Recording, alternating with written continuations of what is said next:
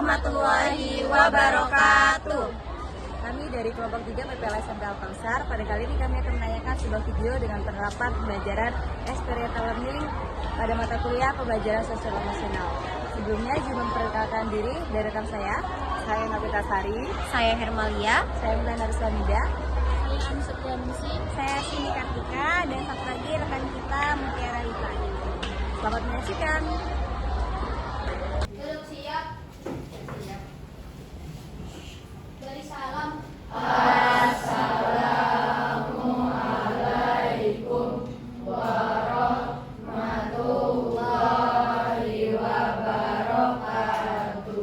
Waalaikumsalam warahmatullahi wabarakatuh. Duduk istirahat.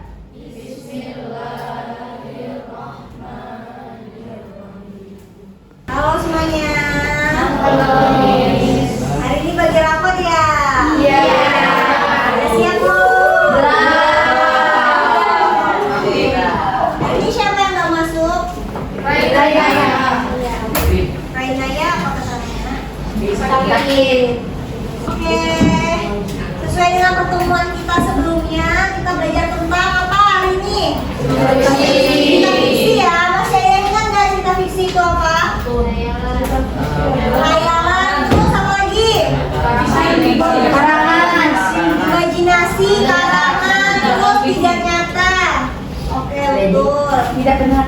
Kita masuk ke tujuan pembelajaran kita hari ini. Yang pertama, peserta didik dapat menyebutkan unsur intrinsik dan juga struktur dalam cerita rakyat yang didengarkan, dan juga peserta didik dapat menceritakan kembali cerita rakyat yang nanti Miss putarkan.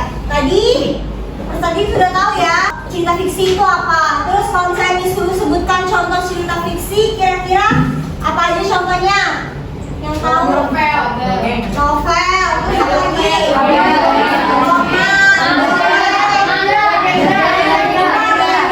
Satu lagi apa? Ada yang udah pernah buat cerita fiksi belum di kelas ini?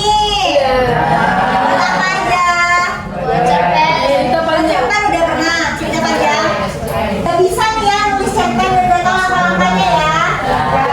Yang menurut kalian yang menarik dari cerita fiksi itu apa? Misalnya bisa Sekarang kita masuk ke apa itu cerita fiksi. Cerita fiksi itu narasi atau juga kisah yang dibuat berdasarkan khayalan kita. Boleh juga nih berdasarkan kehidupan sehari-hari, tapi boleh ditambah. Makanya namanya disebut fiksi. Siapa di sini yang mau sebutkan ciri-ciri cerita fiksi? Coba. Ya. Jalan cerita. Yang kedua ada alur dan jalan cerita. Yang ketiga ada apa? Karakter fiktif atau tokoh yang tidak nyata. Maksudnya karakter fiktif itu tokohnya boleh kalian buat sendiri, bebas. Dan yang terakhir Tidak terikat fakta. tidak berdasarkan kisah nyata ya, fakta itu. Lanjut, siapa yang mau membacakan struktur cerita fiksi? Siapa Nafis? Jadi nanti di tugas akhir kalian menulis ulang kembali video yang ditayangkan sesuai dengan struktur dan unsur intrinsik. Diingat ya, yang pertama ada judul. Terus yang kedua ada orientasi atau pengenalan tokoh-tokohnya, latar tempatnya itu ada di orientasi itu nanti pertama. Terus yang ketiga ada komplikasi atau rangkaian peristiwa. Di situ mulai itu nanti muncul masalah-masalah yang ada resolusi penyelesaian masalahnya, dan yang terakhir ada epilog atau koda penyebutnya. Selanjutnya unsur intrinsik. Yang pertama pastinya ada tema ya, harus ada inti cerita atau gagasan utamanya, ada tokoh dan penokohan. Terus yang selanjutnya ada alur atau plot. Di situ ada jalan ceritanya, ada yang diceritakan dari masa lalu, itu namanya alur mundur. Ada di masa sekarang, itu namanya alur maju, dan ada campuran. Keempat ada latar atau setting. Latar ada 3, apa aja? Siapa bisa sebutin? Yang pertama ada ada tempat. Terus yang kedua, sekarang anak-anak menyimak ya video yang ditayangkan tentang legenda dari daerah Lampung, yaitu Kalianda. Ya, nanti dicatat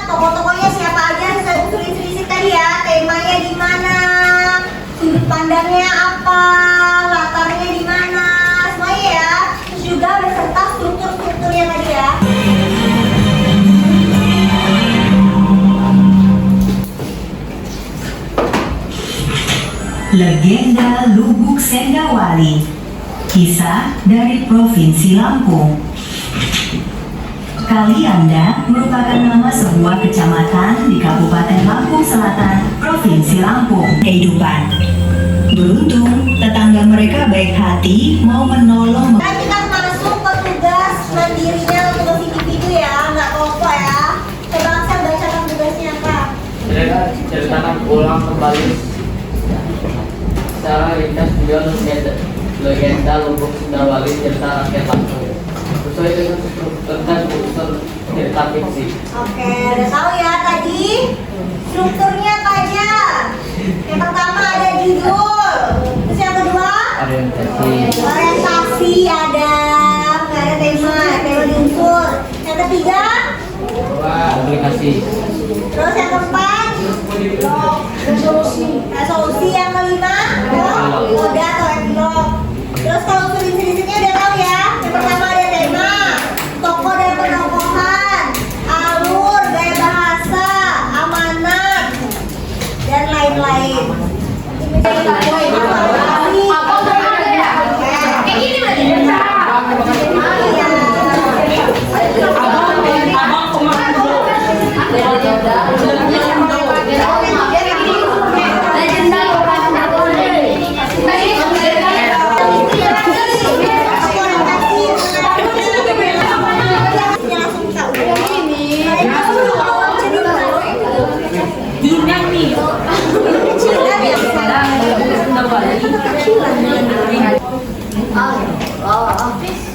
Orientasi kan membuat itu ya, ada tokohnya, tahu kan? Orientasinya Terus ada tempatnya di mana.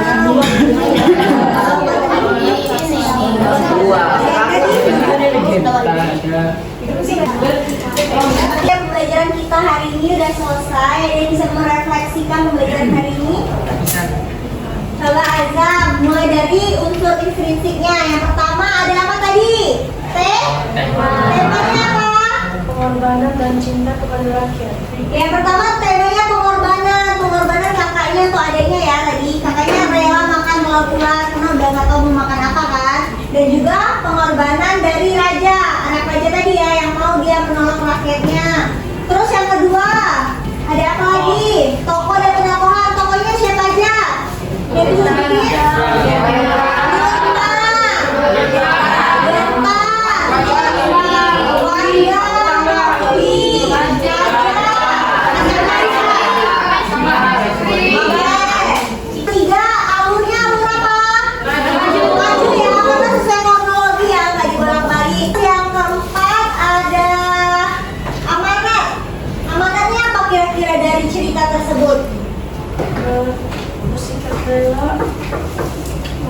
berkorban demi kebaikan bersama.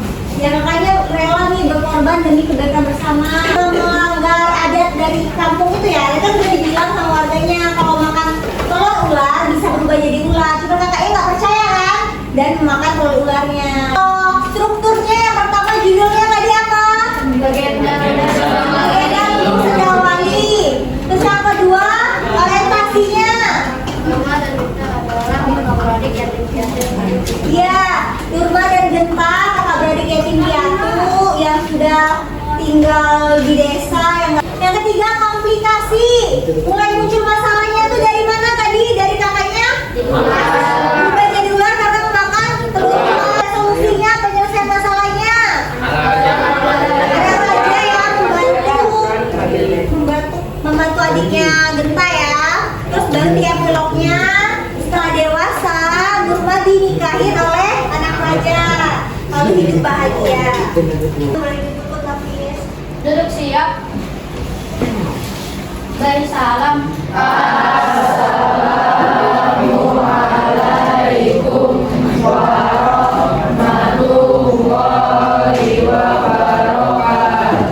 Waalaikumsalam warahmatullahi wabarakatuh. Duduk istirahat.